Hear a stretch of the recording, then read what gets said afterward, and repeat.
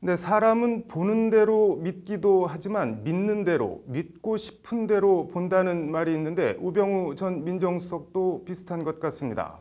우 전 수석이 구치소 수감 이후 지금까지 책 2권을 영치품으로 전달받았다고 하는데 우 전 수석의 심경이 그대로 드러나는 책이라고 합니다. 어떤 책들인지 석대성 기자가 단독 취재했습니다. 검찰의 세 번째 구속영장 청구 끝에 지난해 12월 결국 서울구치소에 소감된 우병우 전 민정수석. 우 전 수석은 지난 1월 24일 한 권의 책을 영치품으로 전달받습니다. 극우 농객 변희재 씨가 지난해 11월 출간한 손석희의 저주란 책입니다. 박근혜 전 대통령 탄핵과 검찰 수사 단초가 된 JTBC의 최순실 태블릿 PC 보도가 조작됐다는 내용입니다. 본문엔 정상적인 언론이라면 있을 수 없는 수준의 조작을 감행해온 손석희가 줄곧 대한민국 언론인 신뢰도 1위 자리를 지켜온 손석희의 저주에 빠져있다.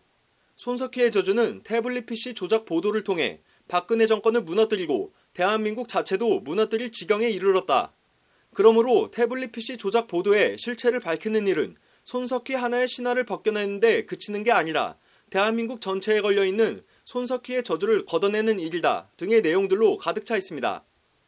이 책은 출간 후 교보문고 등 대형 서점에서 5주 연속 정치사회 베스트셀러에 오르기도 했습니다. 서울구치소 측은 이 책을 우병우 전 수석이 먼저 요청했는지 등에 대해 극도로 말을 아꼈습니다. 그런 부분에 대해서 우리 수용력 근황에 대해서 저희들은 말씀드릴 수가 없습니다. 그냥 생각하고 있습니다. 자신에 대한 1심 징역 2년 6개월 실형 선고 열흘 뒤인 지난 2일 우 전 수석은 다른 책 하나를 또 영치받습니다. 강민구 전 대법원 도서관장이 쓴 인생의 밀도란 책입니다. 이 책은 날마다 비우고 단단하게 채우는 새로 고침의 힘이라는 부제를 달고 있습니다. 다만 일상의 영역에서부터 거대한 변화가 다가오고 있다는 것을 실감하기에 제대로 준비해야 한다는 초조함만을 가지고 있을 뿐이다 등의 내용 소개가 눈에 띕니다.